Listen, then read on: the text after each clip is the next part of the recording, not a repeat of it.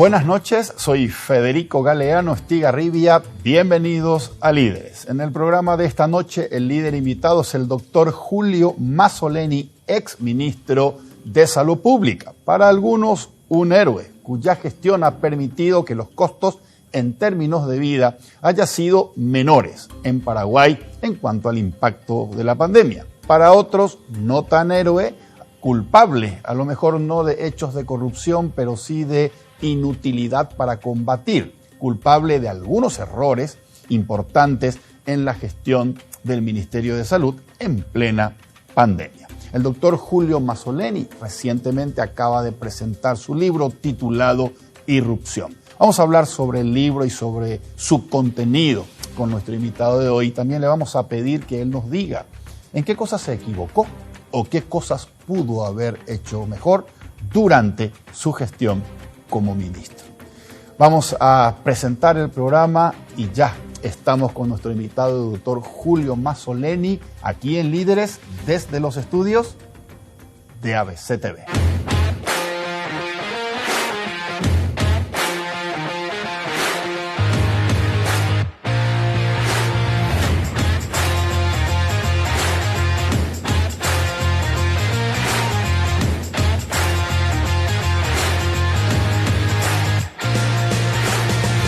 Ya estamos en compañía del doctor Julio Mazzoleni. Julio, buenas noches, gracias por acompañarnos en Líderes. Buenas noches, Federico, realmente un placer poder estar contigo y con toda tu audiencia. Julio, sos una persona con un alto sentido del deber, con un alto sentido de la responsabilidad. Eso significa que no te gustan dejar las cosas truncas a medio terminar y abandonar al equipo en el medio del partido. Sin embargo, a principios de marzo del año pasado te tocó dejar el Ministerio de Salud en un momento muy complicado de la pandemia. Contame, por favor, Julio, ¿cómo te sentiste en ese momento?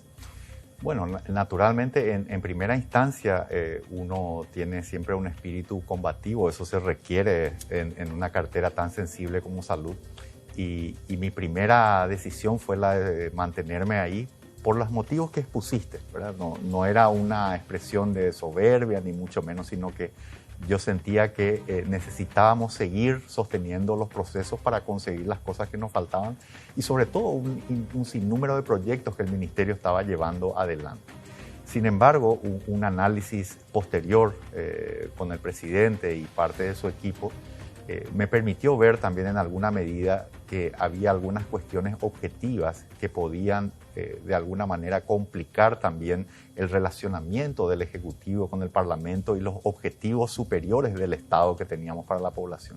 Entonces, hay momentos en que uno tiene que hacer ese análisis racional y despojarse un poco de las primeras impresiones que uno tiene y de las primeras decisiones incluso. Correcto. Julio, las personas a quienes el presidente Abdo Benítez les pide que entreguen su cargo, sí, normalmente lo hacen presentando una carta de renuncia, sí, y el presidente públicamente agradece su gestión e informa el relevo.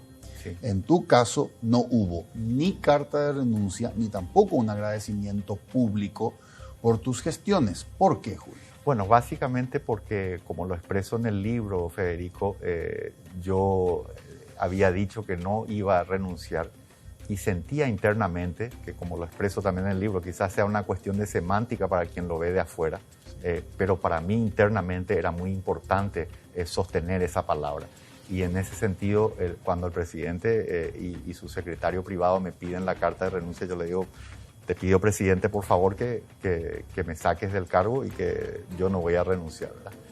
Si bien habíamos consensuado motivos por los cuales era importante que dé el paso al costado, exacto, esa fue una decisión dolorosa para ambos, pero el Estado siempre está por encima de las personas. Ok. Julio, desde el 5 de marzo, hace casi un año, sí, que dejaste el ministerio, ¿qué hiciste? ¿Qué actividades hiciste? Estuviste como muy silencioso todo este tiempo, hasta ahora que estás reapareciendo con el libro Irrupción. Así es. Bueno, me dediqué a mi profesión. Yo soy médico reumatólogo. Antes de ingresar al Ministerio de Salud tenía una práctica muy ocupada.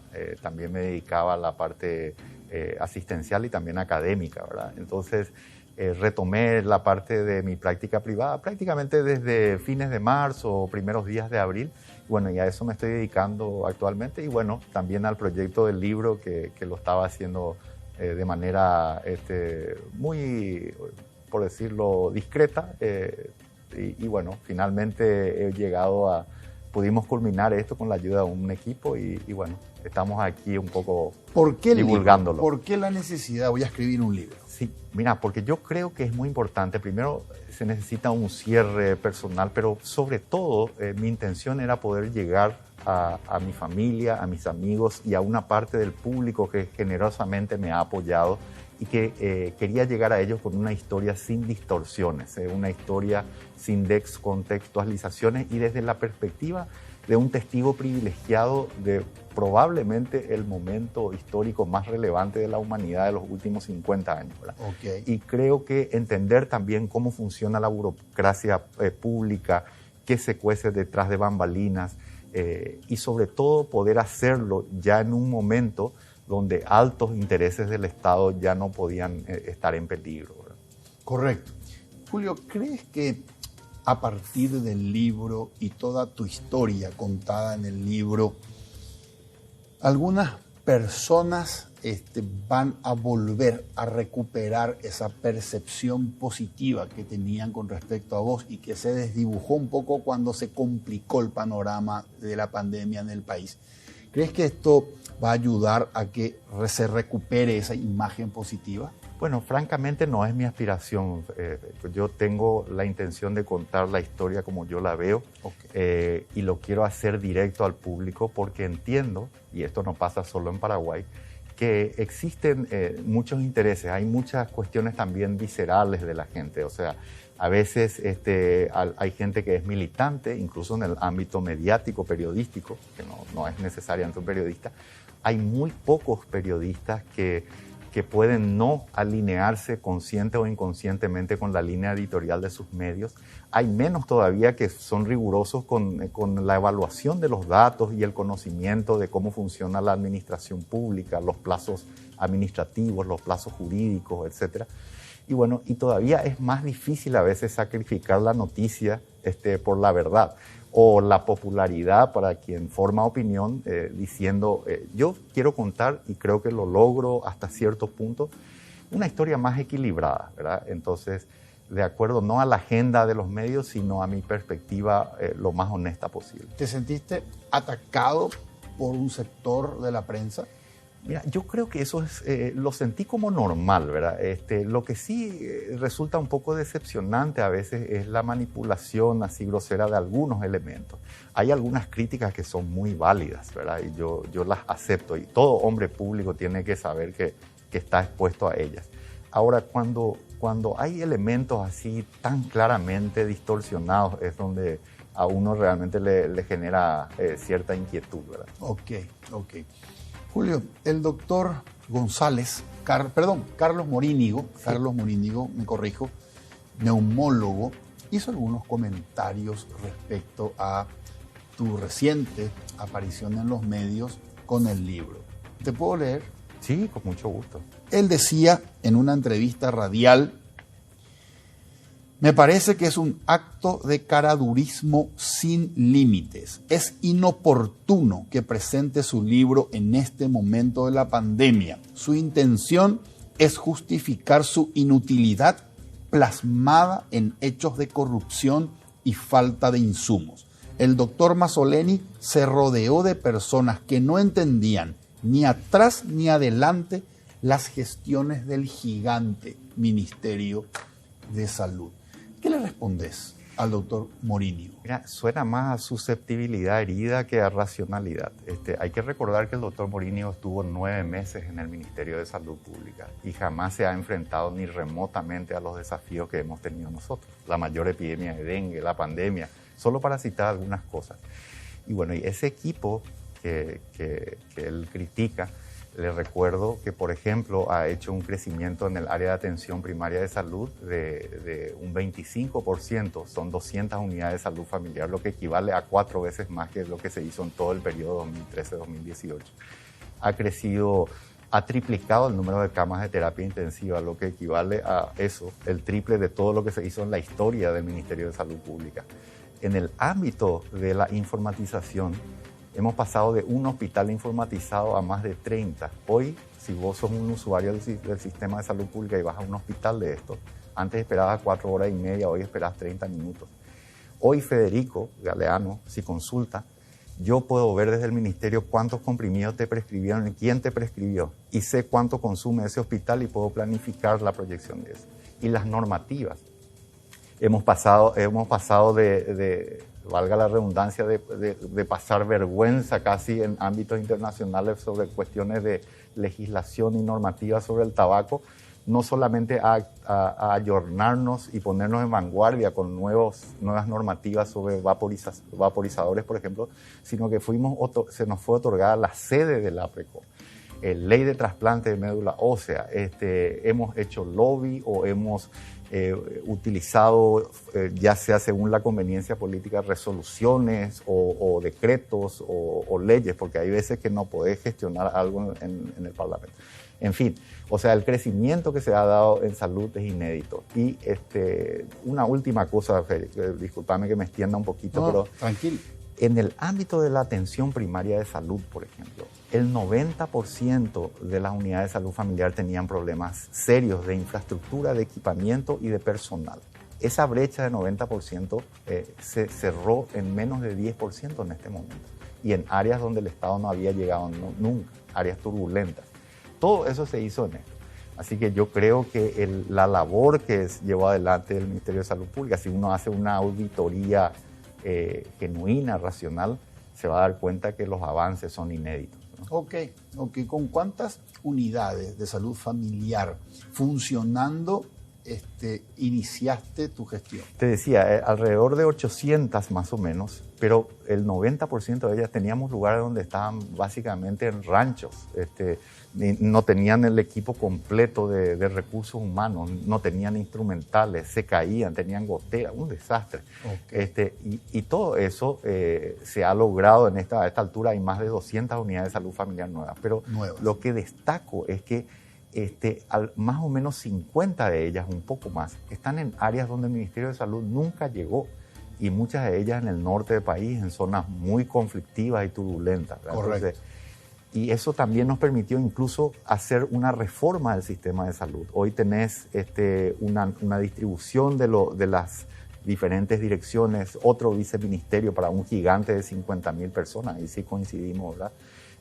Tenemos una normativa que va a permitir la autonomía de la Dirección Nacional de Vigilancia Sanitaria para que sea un organismo realmente que pueda responder a su misión, y una serie de cosas que realmente son poco visibles. Y cuestiones tan básicas en la lucha contra la resistencia antimicrobiana, por ejemplo, un antibiótico sin receta, realmente es algo inadmisible, ¿verdad? No sé cómo demoró tanto tiempo para que se haga algo como eso, ¿verdad? Ok. Cosas de ese tipo, ¿verdad? Correcto. Julio, hablemos un poco de lo ocurrido durante 2020, desde marzo de 2020, el anuncio de la llegada de la pandemia, aquel 7 de marzo, y el 5 de marzo de 2021, que es cuando dejas el ministerio. Así es. Como vos bien decís en el libro, al principio vos sentías, y eso era, cualquiera lo podía notar, que tu figura generaba cierta tranquilidad en la sociedad, y eso había generado una imagen pública tuya muy positiva. Estamos hablando de marzo, abril 2020. Fines de febrero 2021, principios de marzo 2021, la cosa había cambiado. Había disconformidad de parte de la gente. ¿Y qué ocurrió? Lo que a la gente más le molestó era marzo de 2020. Se presenta al Parlamento la Ley de Emergencia Sanitaria con un pedido de $1.600 millones. nos endeudamos todos los paraguayos por ese monto, después se le agregaron 390 millones de dólares más, con lo cual casi llegamos a 2.000 millones de dólares que se le da al gobierno. La gente dice, con ese dinero que se anunció cuáles eran los destinos de ese dinero, y creo que a Salud le tocaba como cerca de 600 millones de dólares, con ese dinero vamos a prepararnos para enfrentar esto. Casi un año después, fines de febrero 2021, teníamos sistema sanitario colmado, pacientes que morían en los pasillos, pacientes que estaban sentados porque no había ni siquiera una camilla en donde ponerlos y no había más lugar, subía el número de fallecidos, no teníamos vacuna, viendo por televisión que se vacunaban uruguayos, chilenos, bolivianos, menos nosotros, e insumos importantísimos para terapia como midazolam y atracurio no teníamos. Recordarás aquellas imágenes de la gente llorando fuera de los nosocomios porque los parientes estaban adentro y no tenían cómo acceder a recursos. Obviamente que eso crispa a la sociedad y eleva la temperatura del clima social, y en ese contexto se produce tu salida. ¿Por qué? Un año después del inicio de la pandemia y de que se le aprueba un endeudamiento enorme al gobierno para que cuente con recursos y no ocurra lo que terminó ocurriendo, ¿por qué pasó eso, Julio? Porque, Federico, en primer lugar hay que mirar que la pandemia ha excedido a todos los sistemas de salud, incluso mucho más fuertes que el nuestro, a países como los que mencionaste, Uruguay, Argentina, Brasil, que han venido históricamente invirtiendo en su sistema de salud. Todos fueron excedidos, no hay, recordemos simplemente un país de primer mundo como Italia, por ejemplo, ¿verdad? No hay forma de prepararse para eso. Y quiero recordarte que en ese proceso Paraguay no producía los equipos de protección individual. Ni eso se hacía, ni mascarillas se hacían en Paraguay. O sea, toda esa capacidad instalada de cero, la capacidad de hacer el testeo, un solo laboratorio biomolecular, hoy tenemos en el sector público más de 20. Todo se tuvo que hacer de nuevo. Y hay que recordar el contexto en el que estábamos. Eso es lo que yo también desarrollo en el libro, para que la gente vaya ubicándose las dificultades que había. No se trataba del dinero, no se podía comprar porque todos iban al mismo supermercado que era China. Entonces, el acceso, la demanda, incluso la calidad de los productos, las requisas de países de primer mundo requisándolos a otros, las medidas proteccionistas para que nos salgan insumos como el midazolam, las mascarillas, los respiradores. Ha sido realmente una lucha terrible y creo que no debe simplificarse. Y también solo como un resultado para que se vea que este contexto no es exclusivo de Paraguay, te diría que salvo Uruguay, que empezó más tarde su ministro, todos los ministros, incluso algunos más de uno, ha sido reemplazado porque la tensión que se genera, el desgaste. El Ministerio de Salud, discutiblemente, es probablemente la cartera más sensible del gobierno del Paraguay, sin pandemia y sin dengue. Entonces, naturalmente, este proceso donde nosotros triplicamos la cama de terapia, donde enseñamos, fortalecimos, nos comunicamos con la gente, donde tuvimos una colaboración y se lograron realmente números inéditos. Solo para darte una idea, el número de fallecidos que tenemos hoy, en el momento que estamos en esta entrevista, es el número que se esperaba en los primeros 3 meses de inicio de la pandemia, compadre.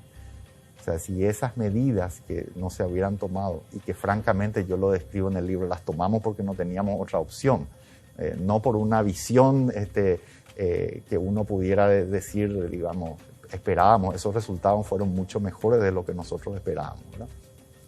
Entonces creo que el tiempo va a permitir un análisis más racional y el libro justamente permite mostrarle a la gente esa línea de tiempo, esas dificultades que hubieron, para que tomen su propio juicio, ¿verdad? A la gente que no tiene una opinión preformada o una opinión que tiene que estar alineada con otras cosas, que yo respeto. Claro. Y hay muchas críticas que nos han hecho que son muy válidas y muchas otras que no. Claro. un ejercicio de autocrítica. Sí. ¿Existe espacio dentro de esa autocrítica como para que uno reconozca, pudimos haber conseguido vacunas antes? Mira, es probable. Ahora, con la información que teníamos, si vos haces un análisis racional, objetivo, sin el diario del lunes, las medidas fueron las correctas. Lo que no podías era anticipar el fracaso o el retraso de muchas de estas cosas. Mira, si vos sos el ministro de Salud de Paraguay y no sabés todavía lo que va a pasar y te dice, mira, aquí tenés un mecanismo por el cual vos podés comprar a menor precio porque se compra en volumen.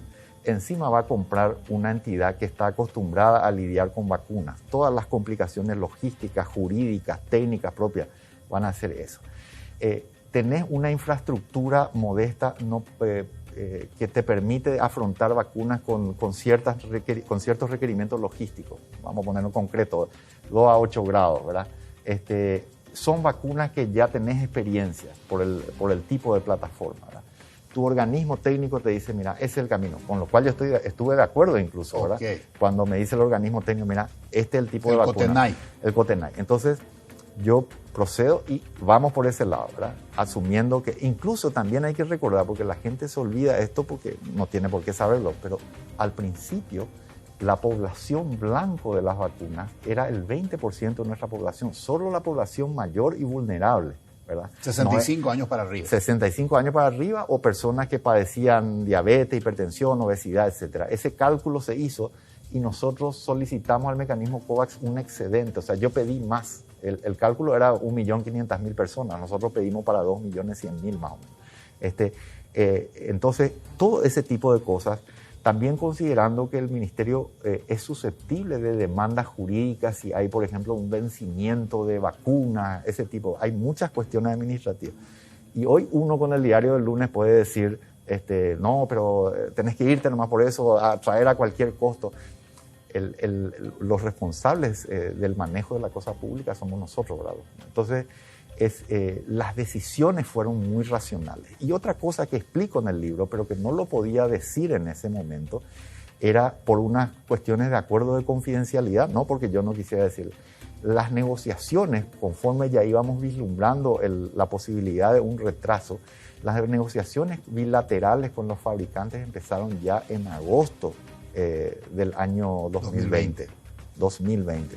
Yo tengo mails de AstraZeneca y era tan particular la situación. Recordarás que el embajador paraguayo en Buenos Aires, por ejemplo, señalaba cómo yo le avisé al ministerio. Cuando él me avisó, yo ya venía hablando hace un mes con la gente de fabricantes, ¿verdad? Distinto. Entonces, pero ellos pedían acuerdos de confidencialidad, ¿verdad? Correcto. Fue un error haber esperado darse cuenta. COVAX no nos va a poder cumplir porque los fabricantes prefieren vender directo a los estados grandes en vez de cumplir su cuota con COVAX, así que esto no se va a poder cumplir. Empecemos a dialogar directamente con los proveedores, con los fabricantes. ¿Empezamos tarde por un error de que confiamos demasiado en COVAX? Mira, hay una serie de factores que condicionaron un poco eso. Como te decía, el informe técnico con el cual yo estaba inicialmente de acuerdo cuando era otro escenario, ¿verdad? También la capacidad de nuestra logística, el conocimiento de las plataformas.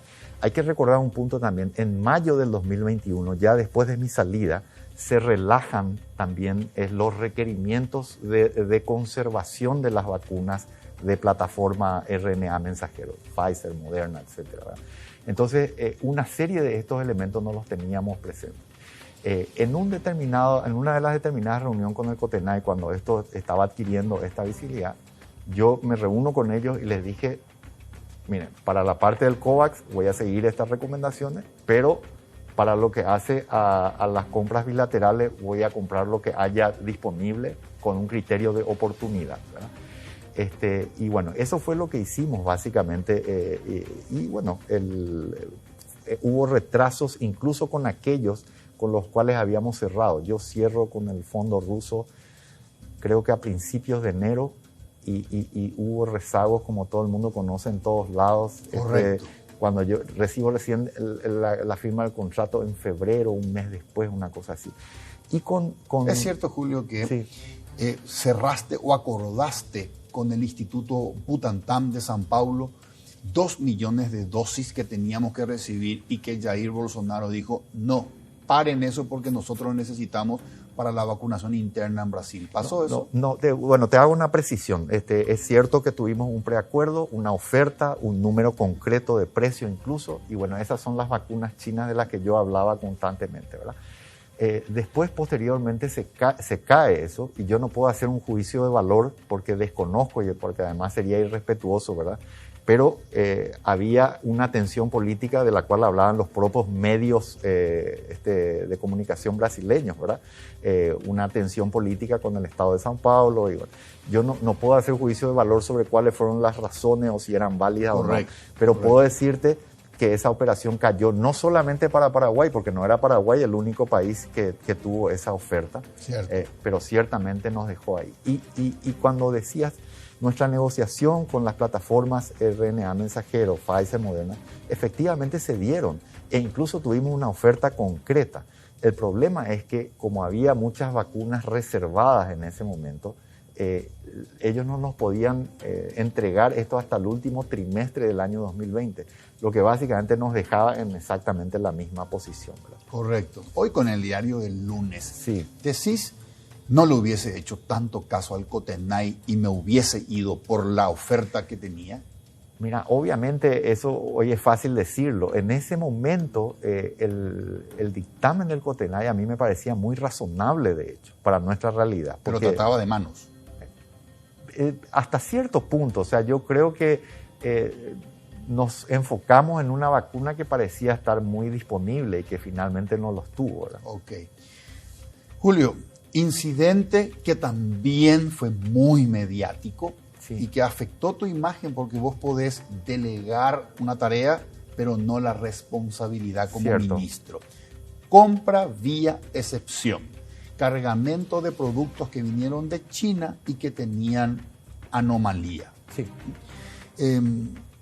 ¿Qué ocurrió, Julio, allí? ¿Te quisieron dormir a vos, gente del ministerio, aprovechando el contexto de urgencia y hasta, si se quiere, de desesperación, y aprovechando también que vos no venías de adentro, ¿ok?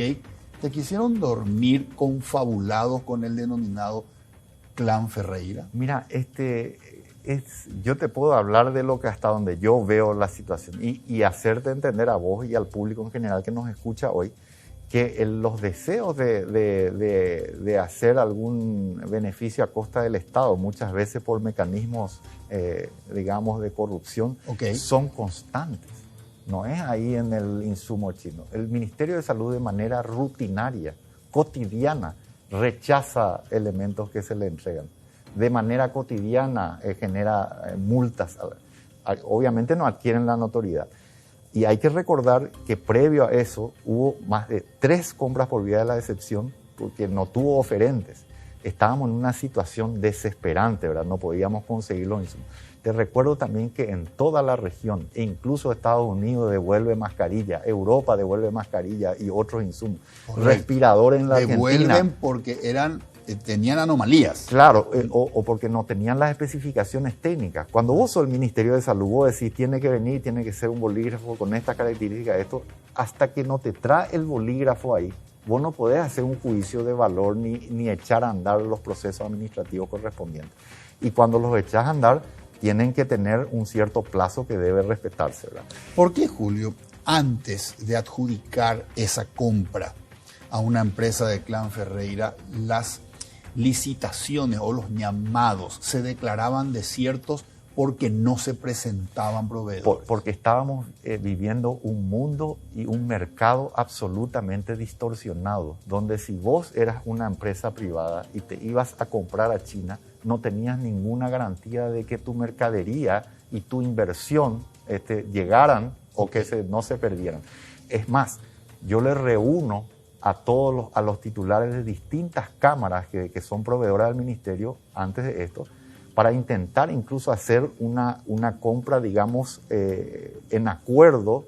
Incluso se barajó la posibilidad de contratar de fletar un avión para que pudiéramos traer con los proveedores habituales de estos connacionales, ¿verdad? Y lastimosamente la información a mí que me llega es que no estuvieron de acuerdo, no pudieron hacerlo. Entonces nosotros seguimos llegando adelante, hacemos otro proceso. Pueden, y esto es lo que yo dentro de la autocrítica he mencionado. Es cierto, Julio, que cuando hacen otro proceso, después de que se declaró el primer llamado o segundo llamado, se declaran sin postulantes, sin ofertas. Sí, así es. Es cierto que en el siguiente proceso se presentan 3 empresas y las 3 eran del clan Ferreira. A mí no me consta, ¿verdad? Ahora, te puedo decir que la legislación, la normativa es muy complicada, más que complicada, es pobre en el sentido, porque hoy yo te puedo decir, por ejemplo, que en el Ministerio de Salud, de grupos empresariales muy sólidos y fuertes, vos tenés hoy 6 o 7 empresas que podés hacer una conexión entre ellas tranquilamente, ¿verdad? Cierto. Si pensás, pero son sociedades anónimas y está correcto, no estoy aduciendo que sea ilegal. Okay. Lo que quiero decir nomás es que estas cuestiones pueden ser perfectamente legales, pueden ser discutibles en otro ámbito, pero eso ocurre todo el tiempo. O sea, tenés grupos de los grandes grupos farmacéuticos, tenés varias empresas derivadas, subordinadas. Dentro de un mismo grupo. Que legalmente son correctas, digamos. Julio, esta compra de insumos que finalmente fueron rechazados se hizo a través de un sistema que incluía un anticipo de pago. Cierto. Correcto. Cierto. Posteriormente el ministerio acciona la póliza a la compañía de seguros. Cierto. Y recupera esa inversión teniendo en cuenta que rechaza los productos. Correcto. En otras palabras, el daño material finalmente no hubo para el ministerio. La pregunta, Julio, es si ese rechazo de productos se iba a dar o no si no hubiese habido una comitiva parlamentaria que fue a inspeccionar. Mira, te quiero agregar que además se cobra otra póliza que tiene que ver con el incumplimiento del contrato, una indemnización. O sea, no solamente se recupera el anticipo, sino que también una indemnización adicional. Y el anticipo se otorga, aunque no era nuestra política en general, porque justamente no había oferentes, que necesitábamos algún tipo de estímulo. Se rechazó y no solamente se rechazó ahí, como te decía antes, se rechaza todo el tiempo, o sea, cotidianamente se rechaza, cotidianamente. La única duda que en ese momento teníamos era que algunos de esos insumos reunían las especificaciones técnicas, algunos, no todos. Entonces se fueron rechazando, pero después surgen otros elementos que incluso nos hacen a nosotros generar una denuncia penal también en la Fiscalía, en la Fiscalía, que es la que se lleva adelante, pero son cuestiones que no se podían valorar en el seno del Ministerio, sino que tienen que ver también con otras fuentes, ¿verdad? Y te recuerdo que lo que hoy se está dirimiendo en la justicia es justamente la cuestión de estas empresas que fueron adjudicadas y que no cumplieron, no el Ministerio de Salud Pública. Habiendo dicho eso, como lo dije antes y lo digo hoy, ¿verdad? El problema es que en el Ministerio de Salud Pública y en muchos organismos del Estado hay malas prácticas que tienen que ver con el proceso de estas licitaciones, que no son de orden de corrupción necesariamente, pero que no se apegan a la normativa. Correcto. Tanto es así que la Contraloría hace esas referencias en su informe, pero no recomienda la anulación del proceso. Y por eso se puede cobrar la póliza. Correcto. Julio, ¿fue prematuro cerrar toda actividad en el país desde aquel 10 de marzo del año 2020, sabiendo que eso no iba a poder ser sostenido durante mucho tiempo, porque la gente hasta un cierto tiempo va a aguantar estar guardada, después va a salir aún habiendo riesgos? ¿Fue prematuro haber cerrado desde marzo todo? Mira, el cálculo, extrapolando los datos de Europa, de Italia, por ejemplo, a Paraguay, como te mencionaba en algún momento ya de la entrevista, si no lo hubiéramos hecho, la expectativa de fallecimientos es el número que tenemos hoy. Correcto. Ahora, yo soy un hombre de ciencia, me gusta la medicina basada en evidencia y también cualquier disciplina o especialidad. Hay un organismo muy prestigioso, se llama el Cochrane Review, y ha hecho una evaluación de comparando los países que se cerraron antes y los que tardaron en cerrarse o lo hicieron por el peso ya de las condiciones de la epidemia. ¿A quiénes les fue mejor? Por goleada a los que cerraron antes. Yo no voy a decirte hoy, Federico, menos todavía desde salud, ¿verdad? A mí me preocupaba la seguridad y la salud de las personas. Okay. Pero el hecho concreto es que el impacto sobre la economía de los países que cerraron antes, quizás porque eso permite un manejo más ordenado y la reapertura también. Hay una complejidad, digamos, en ciertos rubros de la industria que requieren esa planificación o que se resienten menos con esa, ¿verdad? Correcto. Así que yo estoy convencido de que es al revés. Correcto. Durante casi un año encabezaste la lucha de nuestro sistema de salud para enfrentar la pandemia. ¿Hubo gente dentro del ministerio que traicionó esa lucha?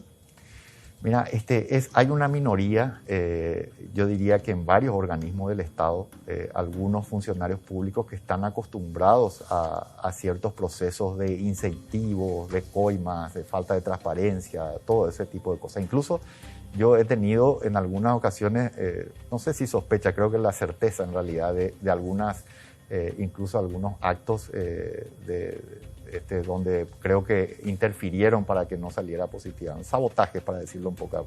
Pero es una minoría, ¿verdad? Es una minoría eso. Y por eso es que si hay otra autocrítica que debiera hacer, es la que yo venía haciendo un proceso de reforma de la parte administrativa para que todo sea visible y más transparente. Porque estoy convencido que no podés cambiar a esa gente. Lo que tenés que hacer es que los procesos sean menos vulnerables. Correcto. Y veníamos haciéndolo, pero debí darle un poco más de velocidad a eso, quizás con tantos frentes, ¿verdad? Una vez se pierde de vista, pero hoy en la valoración retrospectiva, definitivamente eso debíamos haberlo impulsado más rápido, ¿verdad? Ok. ¿Hay algunos ex colaboradores tuyos sobre los cuales vos puedas decir, me decepcionaron, no estuvieron conmigo? Mira, a lo largo de una administración hay mucho de eso y hay lo contrario también. Tenés gente en la cual no depositaste inicialmente tu confianza y sin embargo después representan gratas sorpresas. Correcto. Pero el balance para mí es abrumadoramente positivo y se refleja en si auditamos los logros que ha tenido esta administración. Yo voy a respetar y me va a doler incluso una crítica así válida, racional, sobre la base de los datos de la plataforma que teníamos abierta para todo el público con base de datos abiertos, pero no aquellas que obviamente tienen otras intenciones. Correcto. Julio, en el libro decís, en la medida que crecía mi figura en la opinión pública, crecía también el recelo y los roces con otros ministros del gobierno. ¿Con quién tuviste pica dentro del gabinete? Mira, más que en el gabinete propiamente no.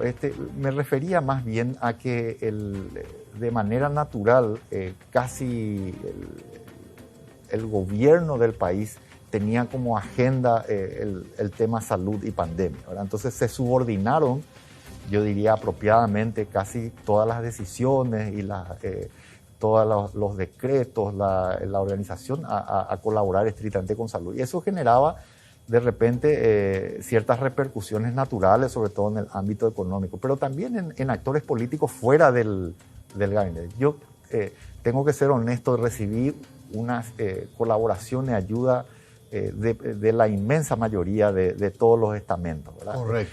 En algunos casos ha sido fluctuante, ¿verdad? Propio también del desarrollo de una pandemia que desgasta mucho, ¿verdad? Pero en líneas generales no puedo quejarme de eso. Sí hay algunos que no han estado a la altura, definitivamente. ¿Quiénes? Y dentro, mira, no me gustaría mencionarlo, te pido me dispenses porque hay cuestiones de por medio que bueno, pueden generar también problemas a nivel Estado o gobierno, ¿verdad? ¿Cuál es tu relación con el señor Norman Harrison y si él te apoyó durante tu gestión en esta pandemia? Sí, mira, al señor Harrison lo conozco poco, a pesar de que nuestros padres fueron amigos y estuvieron juntos en la directiva del Club Nacional, club que compartimos como nuestro club de nuestros amores. Yo tengo muy poco trato con el señor Norman Harrison, no así, por ejemplo, con Robert, a quien conozco más quizás por el ámbito del fútbol, donde yo como un aficionado me he mezclado mucho, ¿verdad?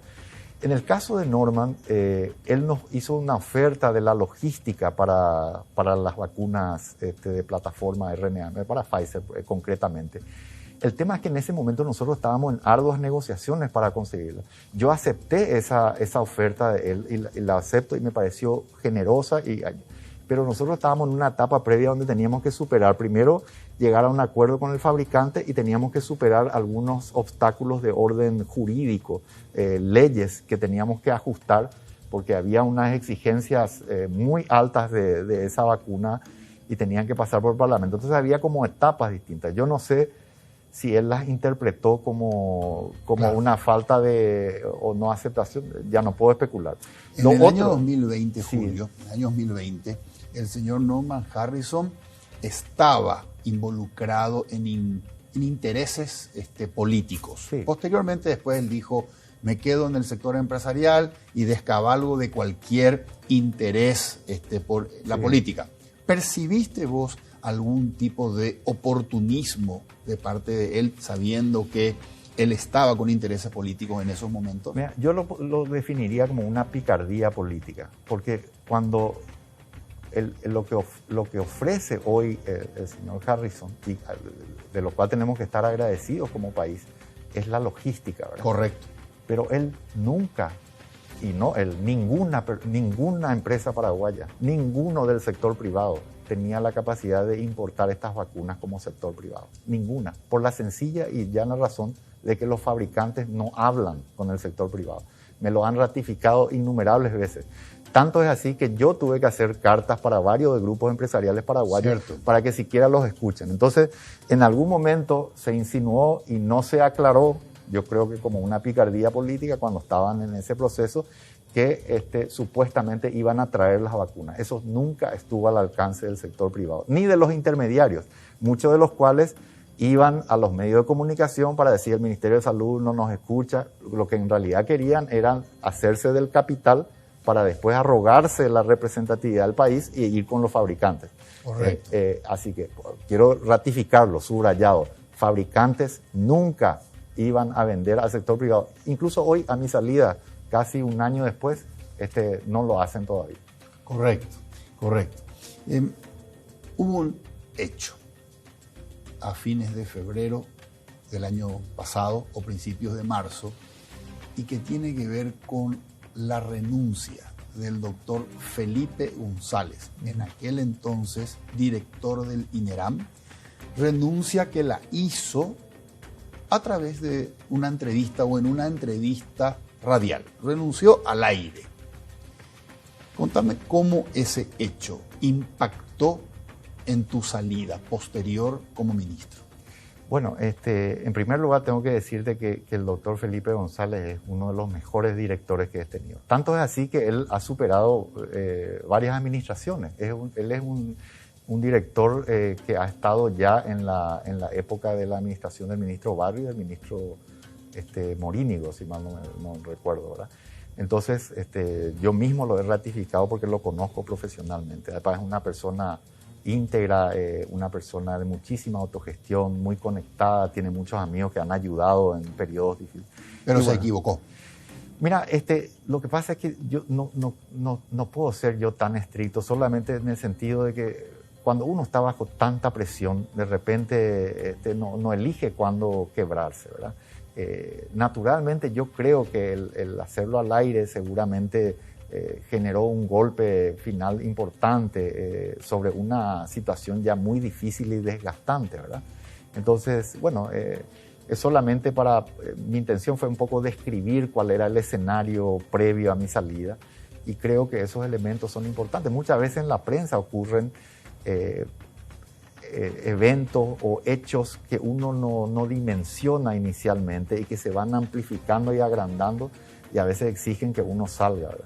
Correcto. Como vos decís, el conducto, teniendo en cuenta a quien él reporta, era comunicarte a vos, pero se quebró en una entrevista de radio. Claro, que nos puede pasar a cualquiera. Que nos puede pasar. Y decís en el libro, a partir de allí, eso como que fogoneó esa crispación social. Sí. Y a eso se le suma, estoy citando lo que vos mencionás en el libro, un senador de la República que consideró rentable políticamente comenzar a levantar la bandera que renuncie Mazzoleni. ¿A qué senador te referís? Bueno, es obvio, ¿verdad? El senador Martín Arévalo fue el que él promovió eso, y naturalmente cuando eso se promueve un proyecto de declaración de ese tipo, es natural que si uno está, por ejemplo, en la oposición o si está en cualquier sector que sea antigubernamental o simplemente si puede restarle algo de popularidad, dependientemente del análisis racional, es muy difícil para alguien tomar otra posición, ¿verdad? Martín Arévalos no era abdista en ese momento. Es una buena pregunta. No sé, habría que preguntar. Él fue el que comenzó a... No, digo, o sea, podés llevar un cartel a la hora si fue o si de verdad era, no sé, ¿verdad? No sé. Correcto, correcto. Y a partir de ahí se suceden los hechos de la reunión para evaluar la situación y posteriormente, como vos decís en el libro, fui el fusible. Sí, son medidas muy hábiles. Yo las describo como hechos, no como cuestiones que sean malignas o que sean o que luzcan a uno como víctima. Es el arte de la política y muchas veces esta política es sucia, muchas veces es hábil, es audaz, a veces a uno le toca hacer, ¿verdad? Me ha tocado muchas veces a mí conversar con personas que uno creería que no estarían afín a nuestra gestión y han sido a veces mucho más útiles. Ocurre todo, o sea, uno tiene que estar preparado para sentarse con quien sea en la política. Julio, ¿te pasó que algún político colorado o de algún otro partido de oposición te haya dicho, estoy contigo en privado, pero políticamente tengo que gritar fuera Mazzoleni porque es es nuestra consigna política en este momento? Claro, es lo que te describía y yo lo entiendo incluso, ¿verdad? O sea, no sé, por decirte, un opositor en determinado momento o alguien que ha tenido una posición de respecto a algo, es muy difícil que públicamente pueda sostener un apoyo o no, ¿verdad? Correcto. Independientemente de que también cambie de opinión y que después no esté de acuerdo, pero eso ocurre todo el tiempo, ¿verdad? Correcto. Todo el tiempo. Decís en el libro, Julio, cuando el presidente me pide mi renuncia, cosa que yo le digo, no, relevame, pero yo no voy a renunciar porque yo anuncié que no iba a hacerlo. Sí. Entonces quiero ser congruente con eso. Exacto. En ese momento vos decís en el libro que le decís al presidente Abdo Benítez, lo que sí quiero es pedirte algo, que me dejes a mí elegir a quien me va a sustituir. Sí. Y le recomendás el nombre del actual ministro Borba. Sí, sería muy presuntuoso decirte que me permita elegir, pero lo que sí le quería era sugerir, ¿verdad? Sugerir. Y eso tiene una explicación muy sencilla y concreta. Existían un sinnúmero de cosas que estaban en proceso y que requerían, digamos, que la mayor parte del equipo se sostenga por beneficio propio del ministerio. Para no empezar de cero. Y digo, si traes el mejor perfil del mundo para ministro de Salud de Paraguay, necesitas como 6 meses para ubicarte y en tiempo de pandemia. Te voy a dar un ejemplo. Hace poquito llegaron unas ambulancias donadas del Japón. Está bien, es una donación, pero hay muchos proyectos de inversión, etc. Eso requirió un trabajo hace 2 años y medio, más o menos. O sea, así esto funciona. Vos planificás un año antes. Exacto. Nada es la semana pasada y ocurre hoy. No existe eso. Correcto. Entonces, muchas de las cosas, si bien tengo que reconocer que hay cosas en las que yo no tuve ninguna intervención. Correcto. La mayoría de ellas todavía hoy, hasta cierto punto, tienen que ver con planificaciones ya hechas, de las cuales el ministro Borba fue un actor principal también, en muchos de ellos. Hoy, a casi un año de aquella recomendación o sugerencia que vos hiciste, y que lo puso en funciones, porque se hizo caso a tu sugerencia, al ministro Borba. ¿Qué opinas? ¿No te arrepentís? No, yo creo que se ha avanzado muchísimo. Naturalmente, en un gigante como el ministerio y en una situación de pandemia, no puede ser todo pulcro, ¿verdad? Hay muchas desprolijidades, pero los grandes objetivos se han alcanzado. Y esos objetivos se construyen sobre algunas buenas acciones exclusivas del ministro, otras que él contribuyó con nosotros y con mucha otra gente que también miró desde otra planificación. Y también yo me quedo con la frustración de que obviamente él también tendrá sus prioridades y que muchos proyectos se frustraron por cuestión de la pandemia o que no están avanzando a la misma velocidad. Pero bueno, sí, yo creo que ha cumplido en los grandes objetivos y bueno, el tiempo va a determinar. Y también creo que es la única persona que puede entender el grado de complejidad que tiene el Ministerio de Salud en pandemia. Mis otros colegas saben que es muy difícil el Ministerio de Salud sin pandemia y sin dengue, pero en pandemia y dengue realmente es muy difícil. Julio, ¿cómo te llevas hoy? ¿Cuál es tu relación hoy con el presidente de la República? Sí, es muy buena, Federico. Naturalmente lo veo con mucho menos frecuencia que antes. Yo también soy muy respetuoso de su tiempo. Siempre hay innumerables problemas de todo orden en la República, pero tenemos un diálogo mucho menos frecuente, pero ocasional y es siempre cordial, ¿verdad? Correcto. Haciendo un poco un ejercicio de análisis o tipo balance, ¿qué cosas hoy, a casi un año de tu salida, vos crees esto se pudo haber hecho mejor? Mira, lo que te mencionaba, que hubiera querido avanzar más en ese proceso de transparencia, de reforma del sistema administrativo. Pero te recuerdo, y le recuerdo a la gente que nos escucha y nos ve, que ese mismo sistema administrativo fue el que permitió hacer 2 procesos de cesión de deuda inéditos a nivel del sector público. Lo que se hizo en IPS, nosotros lo llevamos, pudimos capitalizar a nuestros proveedores de modo a que pudieran tener activo para seguir proveyendo. Lo hicimos en 2 ocasiones, ¿verdad? Es el mismo equipo que logró $20 millones de ahorro en 70 ítems esenciales. Logramos 25 a 30% en promedio de descenso de los precios de los oncológicos. Algunos 5 años después salen 25% menos. O sea, los diseños de las licitaciones en general han sido estratégicos, nos han permitido en tema de leche, un sinnúmero de ítems, ¿verdad?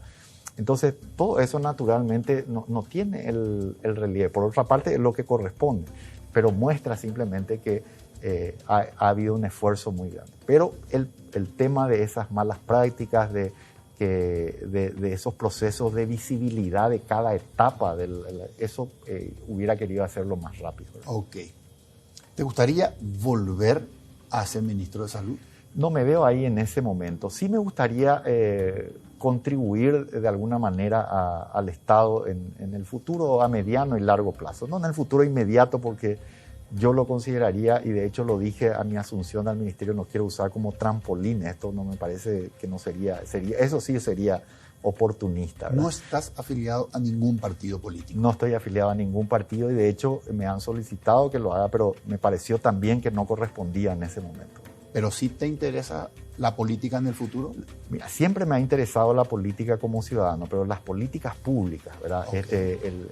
Lo partidario, la militancia, es una herramienta que yo considero que es interesante, es necesaria incluso, pero no es eso lo que a mí me seduce de la política. A mí me seduce las cuestiones, los cambios generacionales, los cambios de estadista que uno puede hacer pensando en las próximas generaciones. Ok, antes de que se complique la situación de la pandemia, cuando estabas en la cresta de la ola y tu imagen era muy alta, hasta inclusive se hablaba de tu nombre como candidato o a presidente o a vicepresidente para el 2023. ¿Qué pensabas?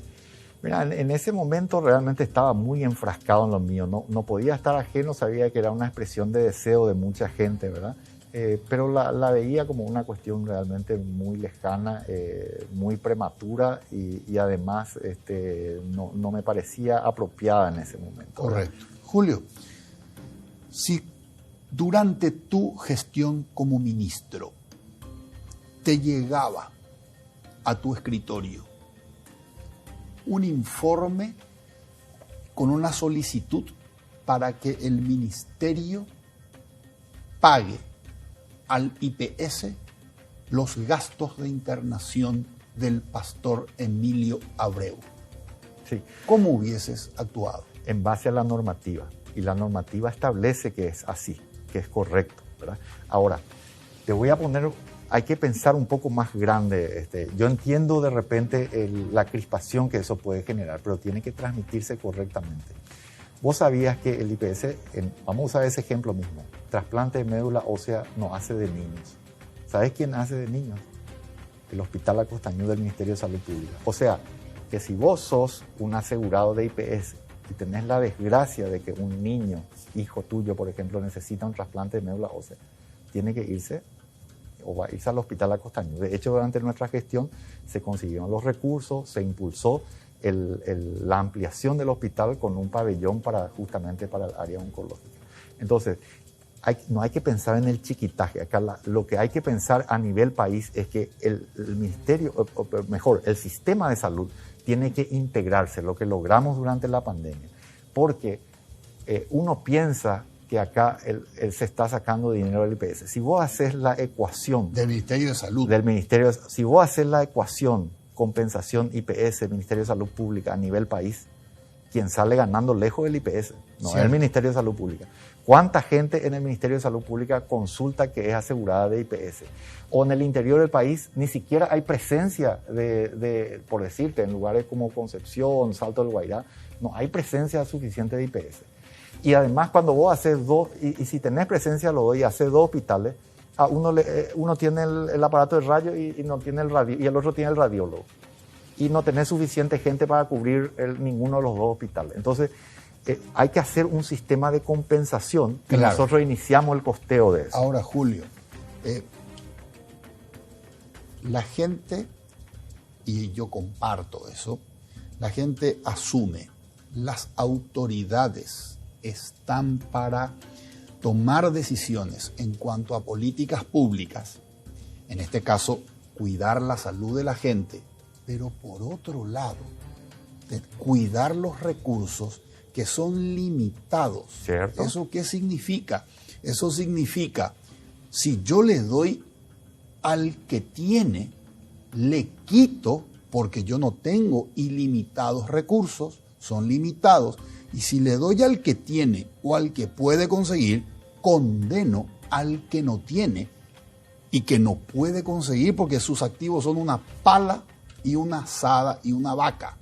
Entonces, ¿por qué yo, aún habiendo una normativa, no digo, con la limitancia de recursos que tengo, hay demasiada gente que va a morir si yo no los ayudo con estos recursos, y otras personas cuya vida es igualmente importante sí tienen o activos que vender o amigos a los que recurrir? Prefiero usar estos recursos en quien no tiene nada. ¿No es esa la responsabilidad de un funcionario del Estado? Sí, y déjame hacerte una precisión en esa misma línea. Con ese caso concreto, si vos tuvieras la opción de hacerte un trasplante de médula ósea en el sector privado, con las condiciones apropiadas, entonces esa premisa es válida. No existe eso. O sea, si vos hoy necesitas un trasplante de médula ósea, el único lugar con las condiciones reales, verdaderas, para poder hacerlo como tiene que ser, es ese. Ahora, si vos me decís, debió haber un ofrecimiento de entrada de la familia, dado que esta es la circunstancia que va a ser, es otro tema, podemos discutirlo, ¿verdad? Ahora, vos me estás preguntando desde el punto de vista del administrador si él puede o no negarle eso. Eso no puede. Ahora, la cuestión ética de la persona que solicita, etcétera, es otro debate. Eso es lo que yo quiero dejar nomás bien en claro, ¿verdad? Okay. Y cuando vos sos administrador de eso, como le toca al ministro Borba en este momento, entonces vos podés tener una opinión en un sentido o en otro, pero tenés que apegarte a la normativa. Permíteme cerrar la entrevista, por favor, con la siguiente pregunta, la última, Julio. ¿Dormís tranquilo, teniendo en cuenta que mucha gente que no conoce todo lo narrado por vos acá, dice, hoy tenemos más de 17.000 muertos, tardaron las vacunas, tardaron los insumos, pudieron haber menos muertos? ¿Dormís tranquilo? Duermo tranquilo, Federico, porque sé en mi interior y en mi conciencia que he hecho todo el esfuerzo y más para poder lograr todos los objetivos. Y se han logrado muchísimas cosas. Con la misma vara uno podría decir, bueno, se salvaron muchísimas personas. Hoy tenés 300 camas de terapia más que simplemente no existían. ¿Y qué pasaba con esa gente antes de la pandemia? Se moría. O sea, uno va progresando. Las brechas en salud son inmensas. Es como ese vaso de agua, el famoso cuento del medio lleno o medio vacío. Hay demasiadas cosas por lograr. Y lo que yo creo que tenemos que dejar también la hipocresía de pretender un sistema de salud de primer mundo cuando invertimos en un sistema de salud de cuarto mundo. Okay. Y además tenemos un histórico de no haber invertido en eso. Entonces, vos no construís, hemos tenido muchos logros, pero se diluyen en tanta miseria y necesidad, ¿verdad? El número de camas, el número de hospitales, hoy tenemos una visión clara de qué sistema de salud queremos, cuál es el modelo de gestión, todo. Tenemos reformas iniciadas, pero falta demasiado. Muchas gracias, Julio, por tu presencia. Gracias, Federico, por la invitación. Muchas gracias. Soy Federico Galeano Estigarribia. Esto fue Líderes. Buenas noches.